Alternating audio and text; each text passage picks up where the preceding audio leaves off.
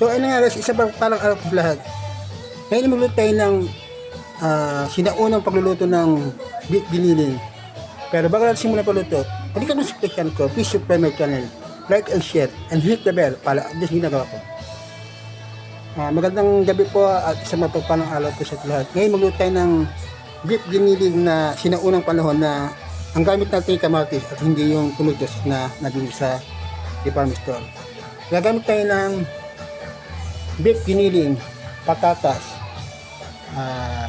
hiniwa natin ng cube na maliliit, saka kamatis, 5 pirasong kamatis na nilagyan natin ng hiniwa natin ng cube.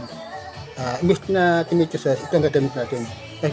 Naghiwa rin tayo ng bawang, pinipit natin ng 3 piraso, saka 2 pirasong sibuyas. Nagamit tayo yung oil, saka kalahating kutsara ng asin, saka gagamit din tayo ng paminta, kalahating kutsara. Tala, itinan natin. So yun nga guys, gagamit pala tayo ng 2 pirasong laurel, saka isang beef cube. Tara, itinan natin. So ayun nga guys, naglagay tayo ng 2 kutsarang mantika. Isayin muna natin yung beef. Tara, isayin natin.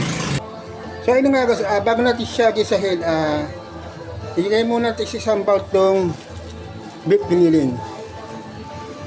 Tapos lagyan natin ng kalahating kutsarang paminta, saka lagyan natin ng kalahating kutsara na rock salt.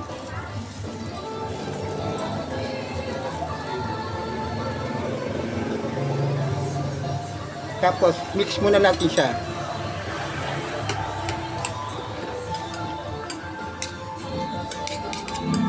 Para kumagat yung yung asin at paminta.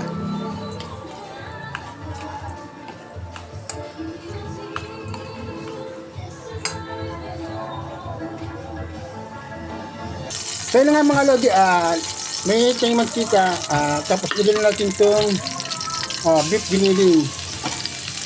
Sa loob, hayaan mo natin siya ng 5 minuto na pag-isang-isa. Sa loob lang. Yan. Halu-haluin lang natin. Magbabalik ako. So yun nga, sa loob guys, halu-haluin lang natin siya para hindi siya matiyo. Gisayin natin siya ng 5 minuto sa loob lang po, para hindi masunog. Shout out nga po sa iba't ibang bansa na nanonood sa akin. Salamat po. Unahin na natin ang Philippines. Salamat po mga kababayan ko. Then next is United States of America. Meron tayo nanonood sa Arab, sa Canada, sa Japan, sa Thailand, at iba't ibang bansa pa na nakikita sa aking studio. Salamat pala. Keep on connected and God bless us all po sa inyo lahat. Ngayon nagluluto po tayo ng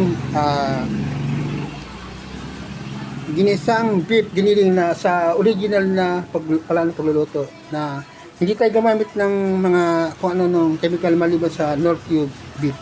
Gumamit tayo ng kamatis, imbis na gumamit tayo ng tomato sauce, gumamit tayo ng kamatis. Medyo mahal nga lang, pero mas maganda ito walang halo dahil kailangan natin ng natural na pagkain sa panahon ngayon. Ayan, kaya nagluluto tayo ng beef giniling sa ating way na paraan. Tara, kaya muna natin siyang 5 minuto, tapos susunod natin ibang ingredients.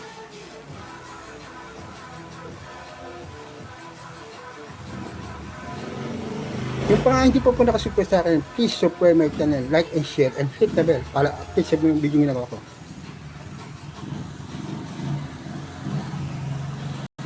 So ayun nga guys, nakalipas na ang 5 minuto sa pagigisa natin ng beef giniling. Set aside muna natin siya para sa ibang ingredients naman na gigisahin natin. Tapos magayak tayo ng 2 glass of mineral water para sa kanyang sabaw. Ito yun guys, 2 baso, pero tansyahin natin 1 baso muna, tapos susunod 1 baso. So yun nga, gisahin natin itong lagyan natin isahin natin ng bawang, tapos laurel. Tara, lagyan na natin. So ayun nga, ginisa natin to. Lagyan na natin itong 2 pirasong laurel saka yung bawang. Gisahin natin siya ng 2 minutes. Pero kayo bahala kung pagka nakita nyo mapula na, saka nagsunod yung susunod sa home. Magbabalik ako. So ayun na guys, lagyan na natin itong sibuyas. Bali, lagyan natin yung bawang, tapos 2 pirasong laurel saka sibuyas. Bayaan natin magkayantang. Yun ang magpapasalap dyan, yung toasted na bawang saka ginisa natin na maayos yung sibuyas. Magbabalik ako. Pagkatapos sa pagluluto yung may timing sa saktong oras para hindi siya maiba yung panlasa. So yun nga guys, masarap sa pagkikisa yung medyo tayantang yung pagkikisa niya. Yung kasi nagpapasarap din guys eh.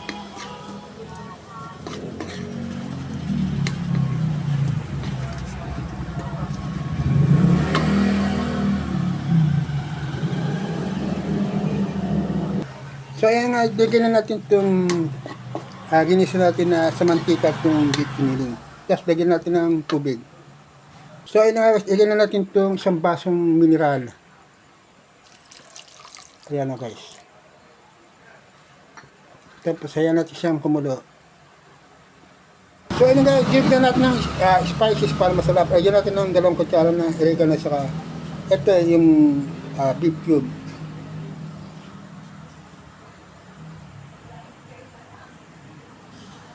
Ilagyan natin ng 2 kutsarang oregano, pampatwist ng lasa. Tapos, ilagyan natin ng Knorr cube beef. Ilagyan na natin. Tara. Tapos, durugin na natin ng konti para medyo kumagat yung lasa at madurog yung Knorr. Pagkatapos niyan, ilagyan na natin yung kamatis. Ilagyan na natin yung kamatis. Tapos, durug-durugin natin, haluhaluin natin para masarap yan.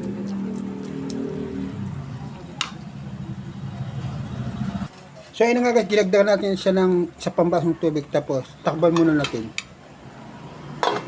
Pag kumukulo na, another 10 minutes na papakulo. So ayun nga guys, about side, pinakulo na siya ng 10 minutes. Hayaan naman natin siyang matapos yung 10 minutes pagpapakulo.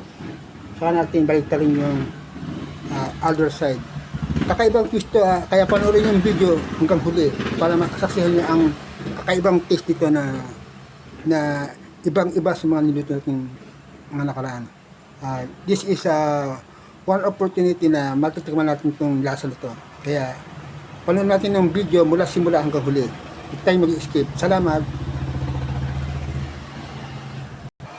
Ang pagluluto, natural na way ng pagluluto na kakaiban. Tingnan natin itong lasa nito kung magugustuhan natin.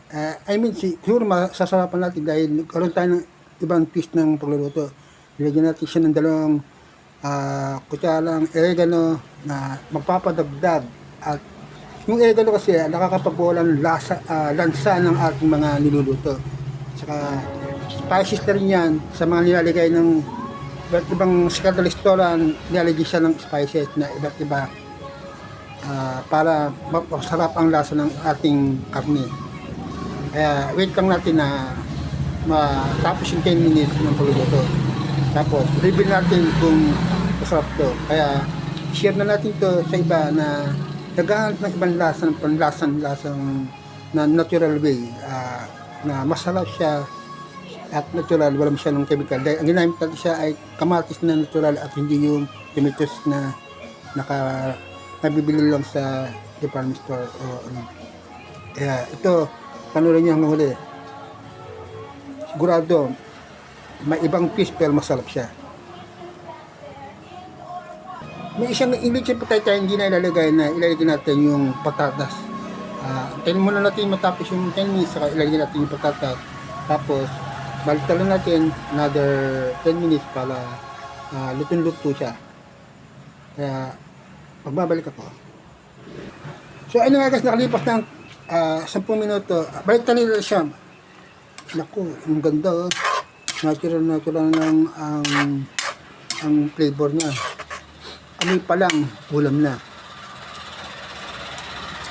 Medyo durug-durugin natin kamatis para yun ang magpapalapot sa ating ginisang beef giniling na may kaibang twist.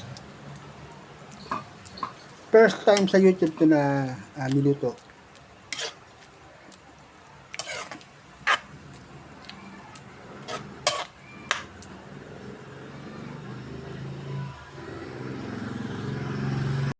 So, yun nga guys, tingnan natin ito yung patatas. Tapos haluin, tapos takman na natin.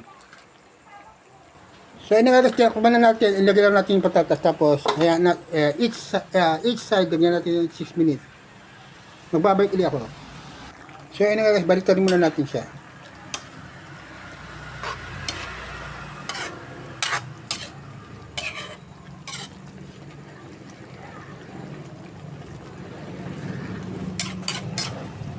So ayun guys, dito na ang ating beef giniling with tomato sauce. Bye bye, good vibes and God bless us all. Peace out. See you in the next video people. Bye bye. Thank you for watching.